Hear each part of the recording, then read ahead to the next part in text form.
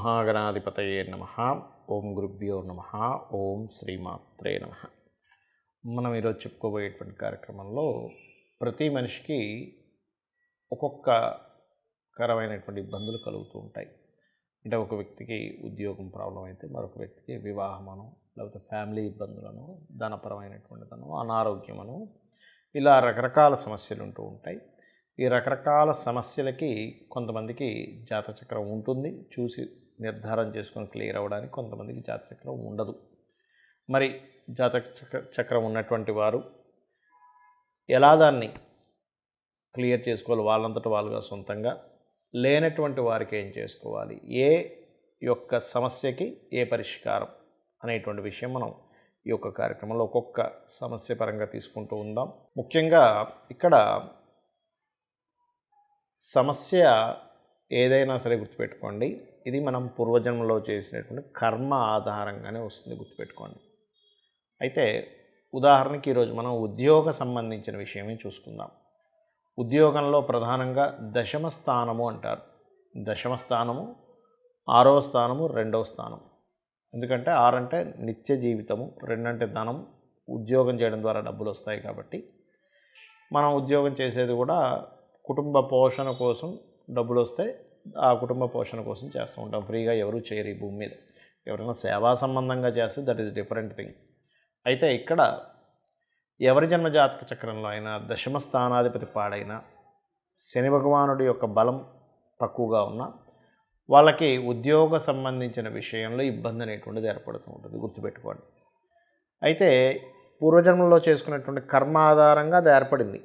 మరి దీనికి పరిహారము నిత్య జీవితంలో చేసుకునే మార్పులు కూడా చేసుకోవాలి. అయితే ఇక్కడ అందరికీ ఒకడే ఎవరు 10వ స్థానాధిపతి, ఒక్కొక్కరికి ఒక్కొక్కరు అవుతారు 10వ స్థానాధిపతి. అందులో మేషానికైతే ఒకరు, వృషభానికైతే ఒకరు, మిథునానికైతే ఒకరు. మేష వృషభాలకు ఒకరే అవుతారు దశమాధిపతి. కాకపోతే మిథునానికైతేనేమో గురువు, కర్కాటకానికైతేనేమో కుజుడు, సింహానికైతే శుక్రుడు, కన్యకైతే బుధుడు, అదేవిధంగా తులారాశికి అయితే చంద్రుడు, వృశ్చికానికైతే రవి, ధనస్సుకి బుధుడు, మకరానికి శుక్రుడు, కుంభానికి కుజుడు, అదేవిధంగా మీనానికి గురువు అవుతాడు. ఈ కాంబినేషన్ ఏదైతే ఉందో, అంటే ఈ అధిపతి ఎవరైతే ఉంటారో వీరు బాగున్నారో లేదో చూసుకోవాలి. ఏ గ్రహాల ద్వారా ఇబ్బంది పడుతుంది అనేటువంటిది చూసుకొని దానికి సంబంధించిన దేవత ఆరాధన లేకపోతే దానికి సంబంధించినటువంటి దానము చేసుకోవడం ద్వారా మీ యొక్క వృత్తి సంబంధించిన విషయంలో ఇబ్బంది అనేటువంటిది తగ్గుతుంది, గుర్తుపెట్టుకోండి. అయితే మరి దీనికి లలితా సహస్రనామాల్లో ఏ నామస్మరణ చేయడం ద్వారా మీ ఉద్యోగ సంబంధించినటువంటి విషయంలో అనుకూలత ఏర్పడుతుంది అని చూసుకున్నట్లయితే మీరు ఓం శ్రీమాత శ్రీ మహారాజ్ని శ్రీమత్ సింహాసనేశ్వర్యే నమః అనేటువంటిది కనుక రోజు ఒక అరగంట నుంచి 40 నిమిషాలు చేసినట్లయితే ఉద్యోగ ప్రాప్తి, ఉద్యోగంలో ఏదైనా ఇబ్బందులు ఉన్నా సరే తొలగిపోవడము కలుగుతుంది. అయితే ఇక్కడ దీంతోపాటు ఇంకొన్ని జాగ్రత్తలు కూడా తీసుకోవాలి మనం ఒక ఉద్యోగంలో చక్కగా స్థిరపడాలంటే. ఏమిటది గుర్తుపెట్టుకోండి. చాలామంది చేసే మిస్టేక్స్ ఏమిటి అంటే వాళ్ళకు ఉద్యోగ సమయం నడుస్తూ ఉంటుంది, కానీ పెద్ద ఉద్యోగంలో వెళ్ళే సమయం నడవదు, ఒక చిన్న ఉద్యోగంలో వెళ్ళే సమయం నడుస్తూ ఉంటుంది. అలాంటి సమయంలో వాళ్ళు ఏం చేస్తారంటే నేను అనుకున్నది ఒకటి కదా, నాకు వస్తున్నటువంటిది ఇది కాబట్టి నేను ఇందులో జాయిన్ అవ్వను అని ఆగిపోతారు. మీరు ఎప్పుడైతే ఉద్యోగంలో జాయిన్ అవ్వకుండా ఆగిపోతూ ఉంటారో అది ఆపేస్తూ ఉంటుంది. మీ యొక్క లైఫ్లో ఉద్యోగ యోగాన్ని మీకు మీరుగా తగ్గించుకుంటూ ఉంటారు, గుర్తుపెట్టుకోండి. ఏది ఉద్యోగం చేద్దాం అనుకునేటువంటి వారికి, కొంతమందికి వ్యాపారాలు పెద్దగా వాళ్ళకి తెలివి ఎలా చేయాలో, అలాంటి వారికి నేను చెప్తున్నా. సహజంగా శాస్త్రంలో అయితే వ్యాపారమే చేయమని చెప్పింది శాస్త్రం. వ్యాపారం ద్వారా అభివృద్ధిలోకి వస్తారని చెప్తుంది. అయితే ఇది మాత్రం ఉద్యోగంలో జాయిన్ అయ్యేటువంటి వారికి ఈ సిస్టమ్ని ఫాలో అవ్వాలి. ఏదొచ్చినా ముందుగా జాయిన్ అయిపోయి మీరు చేస్తూ ఉండాలి, అప్పుడు అది గ్రోత్ ఇస్తుంది. ఆగామా గ్రోత్ ఇవ్వదు, గుర్తుపెట్టుకోండి. Point number 1. రెండవది, ఉద్యోగంలో అభివృద్ధి రావాలనుకునేటువంటి వారు పొరపాటున కూడా మధ్యాహ్నం పూట నిద్రపోవడం కానీ, అధిక సమయం నిద్రపోవడం కానీ చేయకూడదు. ఎందుకంటే ఉద్యోగం యొక్క కారకత్వం శని భగవానుడిది, బద్ధకం ఇచ్చేటువంటి కారకత్వం కూడా శని భగవానుడిదే. కాబట్టి ఎంత బద్ధకిస్తుంటే, ఎంత పోస్ట్పోన్ చేసుకుంటూ ఉంటే, ఎంత నిద్ర ఎక్కువగా పోతూ ఉంటే ఉద్యోగ అవకాశాలు అంత తగ్గిపోతూ ఉంటాయి, గుర్తుపెట్టుకోండి. అలాగే శనివారాలు ప్రత్యేకంగా దానము, నూనె కానీ, నువ్వులు కానీ, చెప్పులు కానీ, గొడుగు కానీ ఇటువంటివి దానంగా ఇవ్వాలి. బెల్లం గోవుకు తినిపించడం లాంటివి చేస్తూ ఉండాలి. మరియు గణపతి ఆరాధన ఎవరైతే చేస్తూ ఉంటారో ఉద్యోగ సంబంధించిన విషయంలో ఇంప్రూవ్మెంట్స్ కూడా అంతే పరంగా పెరుగుతూ ఉంటాయి, గుర్తుపెట్టుకోండి. అయితే ఇక్కడ కొంతమందికి జాతకచక్రం ఉండదు. ఏమండి మా దగ్గర జాతకచక్రం లేదు, మా దశమాధిపతి ఎవరో తెలియదు, మాకు దశమస్థానం ఎలా ఉందో అర్థం కావట్లేదు, మరి నేనేం చేయాలి అని అడుగుతూ ఉంటారు. వారికి కూడా నేను మీకు ఇప్పుడు చెప్తాను.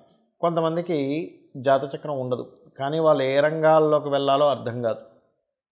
ఏమంటే నేను ఏ వ్యాపారంలోకి వెళ్ళాలి, ఏ రంగాల్లోకి వెళ్ళాలి, నాకు ఈ సమస్య, ఈ ఆరోగ్య సమస్య ఎందుకు వచ్చింది, లేకపోతే ఈ యొక్క ఇన్వెస్ట్మెంట్స్ ఎలా చేయాలి, ఎందుకంటే అందరికీ జాతచక్రాలు ఉండవు కదా. కాకపోతే ఇప్పుడు మనం చెప్పుకున్న ఒక్కొక్క అంశం ఇన్వెస్ట్మెంట్ కావచ్చు, ఉద్యోగం కావచ్చు, లేకపోతే వ్యాపారం కావచ్చు, ధన సంబంధించినవి కావచ్చు, కుటుంబ సంబంధించినవి కావచ్చు, ఇవన్నీ అసలు నేను ఏం చేసుకోవాలి అనేటువంటి అర్థం కాదు వారికి. దీనికి ఏమిటంటే ప్రమోషన్సు లేనట్లయితే ఎదుగుదల లేదు అనుకునేటువంటి వారు సూర్య నమస్కారాలు ఎక్కువగా చేసుకోండి. సూర్య భగవాను నిత్యము ఆదిత్య హృదయం చదువుకోండి. ఇది మీకు ఎదుగుదలని ఇస్తుంది, గుర్తుపెట్టుకోండి. అలాగే మరికొంతమందికి చూడండి, ఆహారపు సంబంధించినటువంటి విషయంలో, అంటే కొంతమంది ఫుడ్ సరిగ్గా తినలేకపోవడం కానీ, లేకపోతే ఆహార సంబంధంగా ధనాన్ని పొందుదాం అనుకుంటూ ఉంటారు. ఏదైనా ఫుడ్ రిలేటెడ్ హోటల్స్ అట్లాంటి బిజినెస్లో, లేదా ట్రాన్స్పోర్ట్ రిలేటెడ్ బిజినెస్లో పొందుదాం అనుకుంటున్నారు, కానీ వాళ్ళ జాతచక్రం లేదు. అలాంటి వారు ఉన్నా లేకపోయినా ఇందులో పొందాలనుకునేటువంటి వారు అన్నపూర్ణాష్టకం చదువుకోండి. అన్ని విధాలా మీకు యోగ్యత మీరు పొందుతారు ఆటోమేటిక్గా. అదేవిధంగా భూ వివాదాలు ఉన్నాయి, అలాంటప్పుడు మీరు చేయవలసింది వారాహి అమ్మవారి యొక్క అష్టోత్తరం రోజు చేయండి. మీరు ఎంత వారాహి అమ్మవారి యొక్క అష్టోత్తరం చేస్తూ ఉంటే అంత మీకు గ్రోత్ అనేటువంటిది ఉంటుంది.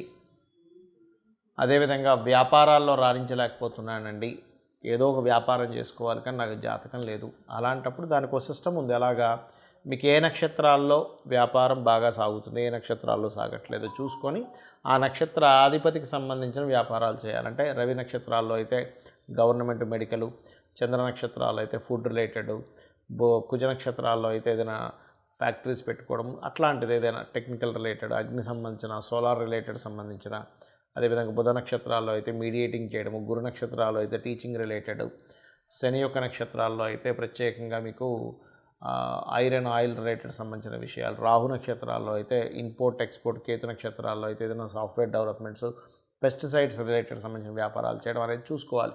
అంటే ఆ వారాలు ఆ నక్షత్రాలు బాగా కలిసి వస్తున్నాయంటే మీకు సంబంధించిన వాటి మూలంగా ధనయోగం ఉందని అర్థం వ్యాపారంలో.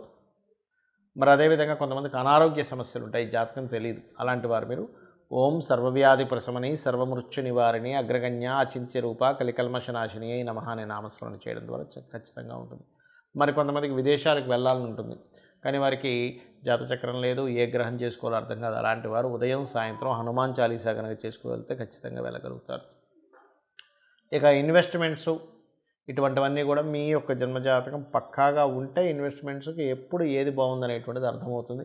అదర్వైజ్ నాకు తెలియదండి అన్నప్పుడు కేవలం అమ్మవారి పాదాలు పట్టుకొని అమ్మ నిన్నే నమ్ముకున్నాను అనుకొని ధైర్యంగా అడుగు వేయడం తప్పితే మరొకటి లేదు. ఎందుకంటే నమ్మకాన్ని మించినటువంటిది లేదు, అది కూడా భగవంతుడి మీద నమ్మకాన్ని.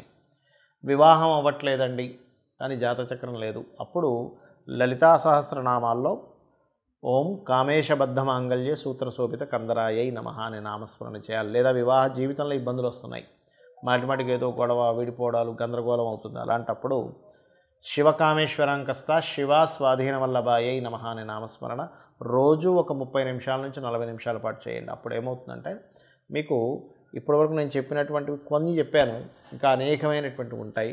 ఒక్కొక్క సమస్యని బట్టి లలితా సహస్రనామాల్లో ఒక నామం ఉంటుంది, ఒక్కో సమస్యని బట్టి ఒక దానం ఉంటుంది, ఒక్కో సమస్యని బట్టి గోవుకి తినిపించడం అనేటువంటిది ఉంటుంది. కానీ ఎన్ని సమస్యలున్నా మీరు రుణ రోగ శత్రు సంబంధించినటువంటి క్లియర్ అవ్వాలంటే పిడికెడు బెల్లం గోవుకు తినిపించండి. తద్వారా మీరు అభివృద్ధిలోకి రావడం జరుగుతుంది. శ్రీమాత్రే నమః.